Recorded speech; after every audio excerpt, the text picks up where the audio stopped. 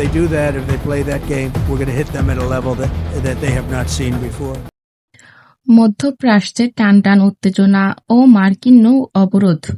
মধ্যপ্রাচ্যের যুদ্ধের দামামা আরও প্রকট হয়ে উঠেছে। আজ ঠিক সকাল 10টায় মার্কিন যুক্তরাষ্ট্র আনুষ্ঠানিকভাবে ইরানের ওপর নৌ অবরোধ কার্যকর করা শুরু করেছে। এর জবাবে তেহরানও দিয়েছে চরম হুঁশিয়ারি। পারস্য উপসাগর ও ওমান সাগরের কোনো বন্দরই আর নিরাপদ থাকবে না বলে সতর্ক করেছে ইরান। চলুন বিস্তারিত দেখে নেওয়া যাক। মার্কিন অবরোধের শুরু। আজ সকাল 10টা থেকে কার্যকর হয়েছে মার্কিন নৌ অবরোধ। কয়েক ঘণ্টার মধ্যেই তেহরানের পাল্টা কড়া জবাব দিয়েছে। ইরান একে শ্বাসরোধের যুদ্ধ হিসেবে বর্ণনা করেছে। উপসাগরীয় দেশগুলোকে সতর্কতা।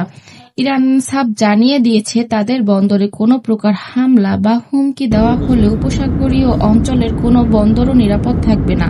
এটা কোনো ফাঁকা বুলি নয় এবং সরাসরি যুদ্ধের ইঙ্গিত। খাতাম আল আনবিয়া কমান্ডের বক্তব্য। তেহরানে অবস্থিত ইরানের শীর্ষ সামরিক কমান্ড খাতাম আল আনবিয়া সেন্ট্রাল হেডকোয়ার্টার্স তাদের অবস্থান স্পষ্ট করেছে। তাদের মতে এখন সামুদ্রিক নিরাপত্তা হয় সবার, না হয় কারোরই নয়। ইব্রাহিম জুলফিকারির কড়া হুঁশিয়ারি। মুখপাত্র ইব্রাহিম জুলফিকারি মার্কিন এই পদক্ষেপকে সামুদ্রিক জলদস্যুতা বলে আখ্যায়িত দিয়েছেন। তিনি জানিয়েছেন, দক্ষিণ প্রান্তের বন্দরে কোনো আক্রমণ হলে পাল্টা ব্যবস্থা নেওয়া হবে পুরো অঞ্চল জুড়ে। অর্থনৈতিক প্রভাব।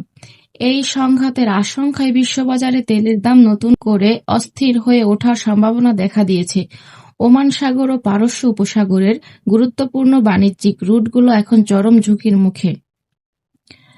মার্কিন এই নৌ অবরোধ ইরানকে কতটা চাপে ফেলবে নাকি মধ্যপ্রাচ্যকে এক বড় যুদ্ধের দিকে ঠেলে দেবে, সেটাই এখন দেখার বিষয়।